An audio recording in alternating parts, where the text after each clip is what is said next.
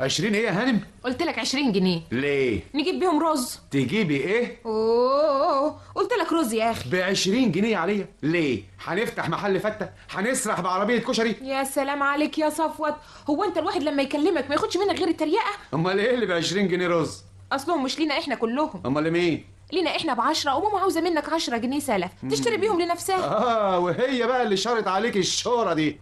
ايوه، البلد فيها ازمه رز وكل ما ابعت البنت تشتري يقولوا لها مفيش. ولما مفيش منين هتجيبوا الكمية الكبيرة دي؟ ماما مش حاطه ايدها في الميه البارده زيك، فضلت تدور هنا وهنا لغايه ما لقيت واحد يريحنا ويجيب لنا اللي احنا عاوزينه. بكام؟ قصدي يعني بسعر كام؟ انا عارفه، ماما هي اللي اتفقت وياه. ضروري طبعا يرفع السعر شوية. طبعا، مش في ازمه. والله انا لو من التجار والاقي قدامي زباين فجعانين زي سيادتك والست مامتك مش بس اعمل ازمة، ده انا ابيع الحباية الواحدة بقرش سعر.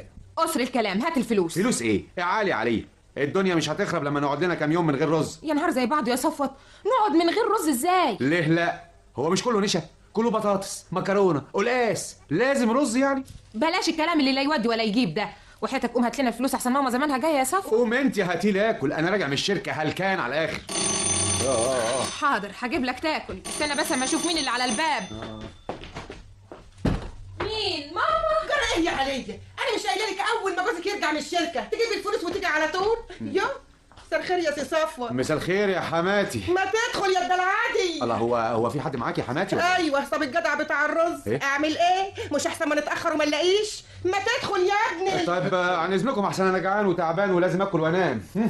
هروح اشوف لي اي حاجه اكلها في المطبخ والسلام. هو لسه ما اتغداش؟ ايوه. يا خبر، ليه؟ اصل من اول ما جه من الشركه وانا بقول له هات الفلوس نجيب رز يقول لي لا، ما فضلش اغديه. ويقول لك لا ازاي؟ هو في حد يلاقي حبايه لو من دول؟ بيقول لي كله قلقاس. قلقاس؟